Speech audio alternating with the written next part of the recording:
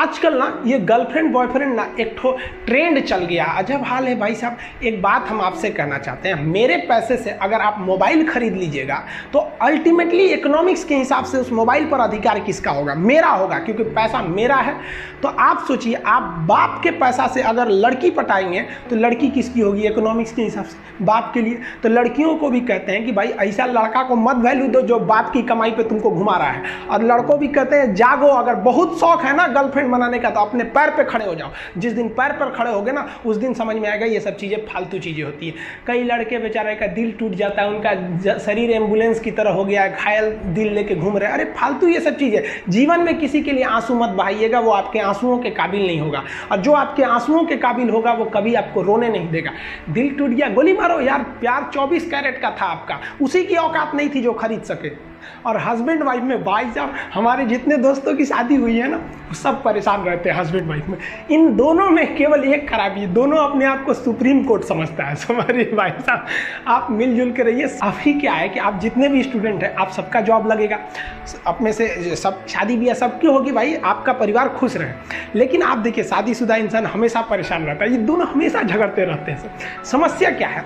Wife चाहती है husband को समझाएं अपनी बात, और हस्बैंड चाहता है कि हम अपनी बात वाइफ को समझाएं। भाई आप दोनों से कहना चाहते हैं, आप कोशिश करिए ये क्या कहना चाहते हैं, इनकी बातों को आप समझ जाइए, और आपसे कहते हैं आप अपनी बात मत थोपिए, इसकी बातों को समझिए। होता क्या है, लड़कियों को लगता है कि इनका हस्बैंड बाहर करता क्या है, ऐसे पैसा बरसता है पेड़ पे से हिला के लेके चला। ऐसा नहीं है भाई, बाहर निकलिए फिर समझ में आता है ये कि बाहर जो आपके पिताजी या फिर आपके हस्बैंड या जो भी कमा के लाता है उसको कितना मेहनत होता है। और आदमी लोग को क्या लगता है, घर में तो कोई काम ही नहीं है, उठो नाश्ता बनाओ। अरे भाई साहब, झाड़ू लगाने से सही नाश्ता बन तो जरूर जाता है, फिर उससे पहले कितनी तैयारियां करनी रहती है, कहाँ कौन सा सामान है, एक दिन बना के देखिएगा। फिर मन लगा के पढ़ा करो यार, सिकंदर हो या कोई भी हो यार, तुम सिकंदर हो चाहे पोरस हो या कोई भी हो यार, मन लगा के पढ़ाई करो। हमारे बहुत तकलीफ होता है यार।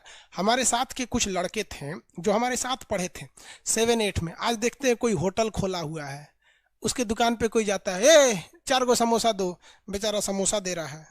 मेरे साथ कुछ लड़के पड़े थे, इनके कपड़े की दुकान है, कोई आके कहता है गमछा दिखाइबो, तो गमछा दिखा रहा है, गंजी दिखाओ, अंडरवियर दिखाओ। यार बहुत अफसोस होता है। वो लोग भी अपनी जिंदगी हंसी मजाक से बिता दी। हद है यार। हम कहीं किसी दूसरे के यहाँ बारात वगैरह में जाते हैं ना, तो जिसके बारात में या जिसके शादी या किसी फंक्शन में हम चले जाते हैं ना, तो उस आदमी की इज्जत बढ़ जाती है। अरे खान सर आए थे तुम्हारे यहाँ, जबकि मेरे साथ के पढ़े हुए लड़के आज कोई वैल्यू नहीं है। रीजन क्या है यार? वो लोग पढ़े लिखे थे। आपको पता है भीमराव अंबेडकर दलित जाति से आते थे, उन्हें लोग अछूत समझते थे, कुएं से पानी नहीं भरने दिया जाता था, कहते थे तुम चमार जाति की हो। लेकिन वो व्यक्ति पढ़ लिख कर इतना आगे चला गया, इतना आगे चला गया। कहा जाता है ना कि काबिल इतना बनाओ खुद को कि तुम्हें रोकने के लिए कोई कोशिश नहीं बल्कि साजिश करनी पड़े। तो आप मजाक मजाक में करोगे यार, मेरा क्या जाता है, हमें एक बटन दबाना है, चैट बंद हो जाएगा। कुछ जाएगा? कुछ नहीं जाएगा। जितनी बाबू आपके जिले की जनसंख्या नहीं है ना, उतने लड़कों को हमने पढ़ाया है। 10 से 12 लाख जनसंख्या होगा आपका। कितने लाख को पढ़ा के भेज दिए।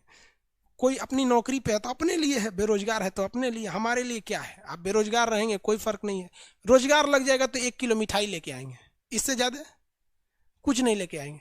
ऐसा थोड़ी है। बहुत सारे टीचर को देखते हैं पब्लिसिटी, हमारा विद्यार्थी, हमारा बहुत सारा पब्लिसिटी है, हमको इस सबसे मतलब नहीं है पब्लिसिटी से।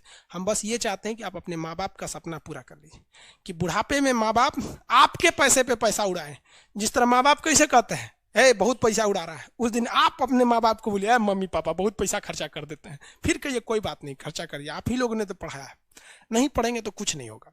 ठीक है, कल मिलेंगे।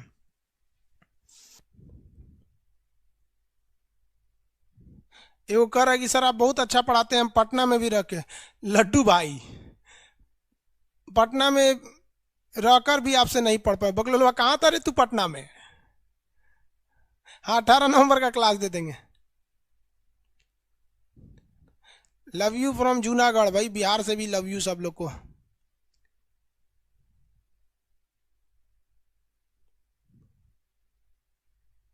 कोई बात नहीं बाबू, कहीं भी पढ़िए आप लोग, किसी टीचर की अच्छाई बुराई नहीं करनी चाहिए, कहीं ना कहीं अपनी में कमी रहती है। ठीक है, सारे अगर सब कुछ टीचर से हो जाता तो उसके सारे स्टूडेंट सक्सेस हो जाते हैं। ठीक है, कल मिलेंगे हम लोग। ओके।